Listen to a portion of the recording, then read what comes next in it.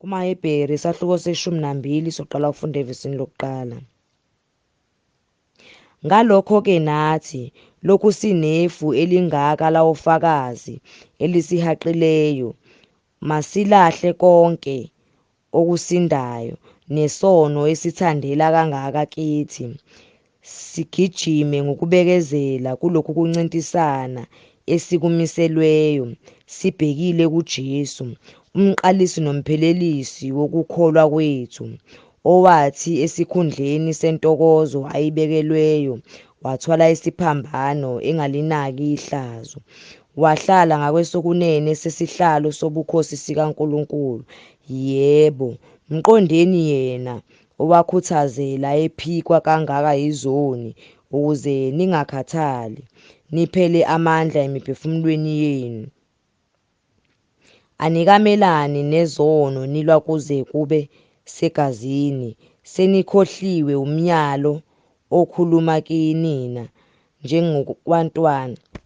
njengakubantwana wokuthi, ndodana yami, ungadeleli ukulaya kwenkosi, uphele amandla nxa usolwa yiyo, ngokuba iNkosi yamlaya emthandayo, ishaye yileyo naleyo ndodana eyamukelayo.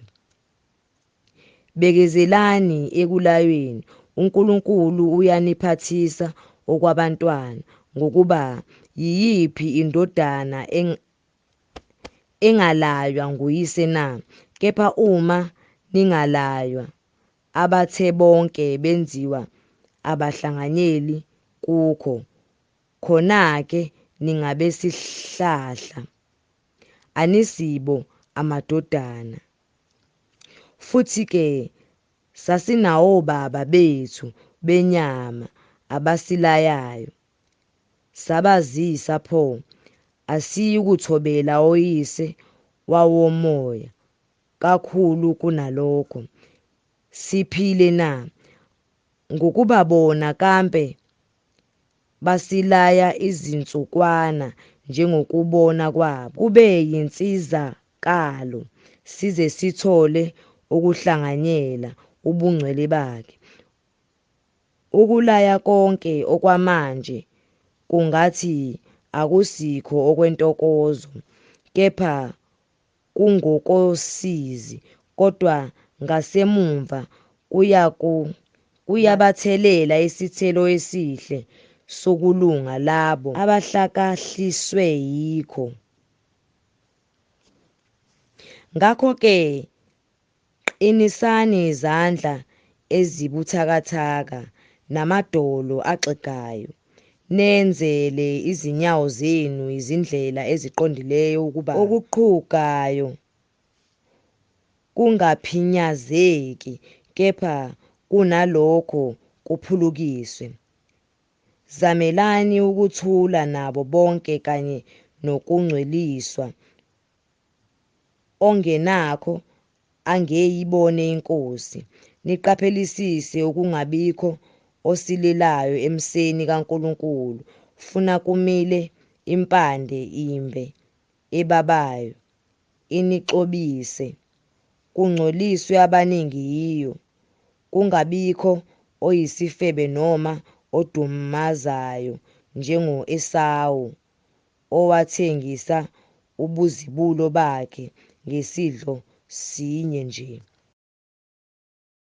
Ngokuba niyazi ukuthi ngokuba ngasemumva ethanda ukudla ifa lesibusiso, waliwa, ngokuba akalitholanga ithuba lokuphenduka noma ekufunisisa ngezinyembezi, ngokuba anizanga entabeni ephathekayo nesha umlilo, nasekufiphaleni, nasebumnyameni, nasezivunguvungwini, nasekukhaleni kwecilongo, nasekuzwakaleni kwamazwi abathe ukukuzwa.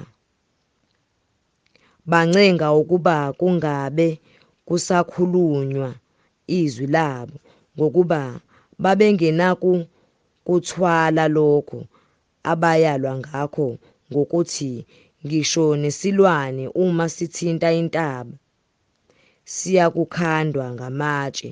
Yebo, umbono wesabeka kangaka waze wathi uMose, nginovalo olukhulu, ngiyathuthumela. Kodwa nize entabeni yaseSiyoni nasemzini kaNkulunkulu ophilayo, iJerusalema lasezulwini, nasezigidigidini zezingelosi, nasebandleni lamazibulo abhaliwe ezulwini, nakaNkulunkulu umahluleli wabo bonke, nakuyo imimoya yabalungileyo abaphelelisiweyo, nakuJesu umlamuleli wesivumelwano esisha, nasegazini lokufafaza elikhuluma okukhulu kunelika-Abela. Bheka ningamali okhulumayo, ngokuba uma bengaphunyukanga labo ababemala lowo owabaxwayisa emhlabeni kakhulu, asiyikuphunyuka thina esimfulathelayo oxwayisa esezulwini. Ozwi lwakhe lanyakazisa umhlaba ngaleso sikhathi, kepha manje uthembisile wathi, kusezakuba kanye ngizamazamise, kungabi ngumhlaba kodwa kepha nezulu futhi. Lokho kokuthi kusezakuba kanye kutshengisa ukuguqulwa kwezinto ezinyakaziswayo njengokuba zenziwe, ukuze lezo ezinganyakaziswayo zime. Ngakho-ke lokhu samukeliswa umbuso ongenakunyakaziswa. Masibonge ngesingamkhonza ngakho uNkulunkulu ngokumthokozisa, nangokumhlonipha, nangokuthuthumela, ngokuba uNkulunkulu wethu ungumlilo oqothulayo. KumaHebheru isahluko 13 soqala ukufunda evesini lokuqala.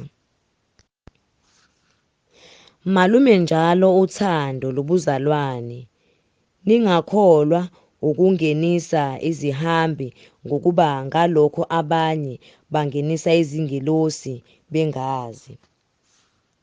Bakhumbuleni ababoshiweyo, kungathi niboshiwe kanye nabo, nabaphethwe kabi, njengalokho nani nisemzimbeni. Ukuganana makuhlonishwe yibo bonke. Umbhede ungabi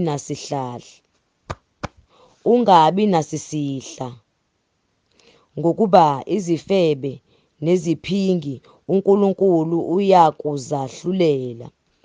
Ukwenza kwenu makungabi ngokokufisa imali.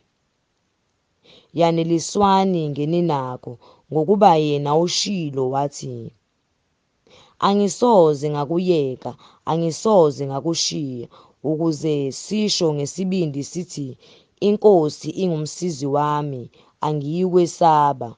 Umuntu angangenzani na? Bakhumbuleni ababenihola bekhuluma izwi likaNkulunkulu kini. Niqonde ukuphela kokuhamba kwabo, nilingise ukukholwa kwabo. UJesu Kristu nguyena izolo nanamuhla, yebo naphakade. Ningadukiswa izifundiso eziyizinhlobonhlobo nezingaziwayo, ngokuba kuhle ukuba inhliziyo iqiniswe ngumusa, kungabi ngokudla. Abangasizakalanga ngakho abahambe ngakho. Sine-altar thina abangenalungelo lokudla kulo abakhonza ethabernakeli, ngokuba izidumbu zalezo zilwane ezigazi lazo lingeniswa ngumphristi omkhulu endaweni engcwele ngenxa yezono zishiswa ngaphandle kwekamu. Ngakho-ke naye uJesu, ukuze agcwalise abantu ngegazi lakhe, wahlupheka ngaphandle kwesango. Masiphumele kuye ngaphandle kwekamu, sithwale ihlazo lakhe, ngokuba lapha asinamuzi omiyo, kepha siyawufuna ozayo. Masinikele njalo kuNkulunkulu ngaye umhlashelo wokubonga, okungukuthi isithelo sezindebe ezivuma igama lakhe. Kepha maningakhohlwa ukwenza okuhle nokuphana, ngokuba iminikelo enjalo uNkulunkulu uthokoziswa yiyo. Lalelani abaniholayo, nibathobele ngokuba balinda imiphefumulo yenu njengabazakulandiswa ngayo, ukuze bakwenze lokhu ngokujabula, bangabubuli, ngokuba lokhu akunakunisiza. Sikhulekeleni ngokuba siyethemba ukuthi sinonembeza omuhle, sithanda ukuhamba kahle ezintweni zonke. Ngiyaniyala kakhulu ukuba nenze lokho ukuze ngibuyiselwe kini masinyane. Kepha uNkulunkulu wokuthula nowakhuphula kwabafileyo, uMalusi omkhulu wezimvu ngegazi lesivumelwano esimiyo njalo, iNkosi yethu uJesu, makaniphelelise kukho konke okuhle ukuze nenze intando yakhe, esebenza phakathi kwethu khona lokho okuthokozisayo emehlweni akhe ngoJesu Kristu. Makube kuye inkazimulo kuze kube phakade naphakade. Amen. Ngiyaniyala bazalwane, lamukeleni kahle izwi lokuyala ngokuba nginilobele ngokufushane. Yazini ukuthi umfowethu uTimothewu ukhululiwe. Uma efika masinyane ngiya kunibona sinaye. Khonzani kubo bonke abaniholayo nakubo bonke abangcwele abase-Italiya bayakhonza kini. Umusa mawube nani nonke. Amen.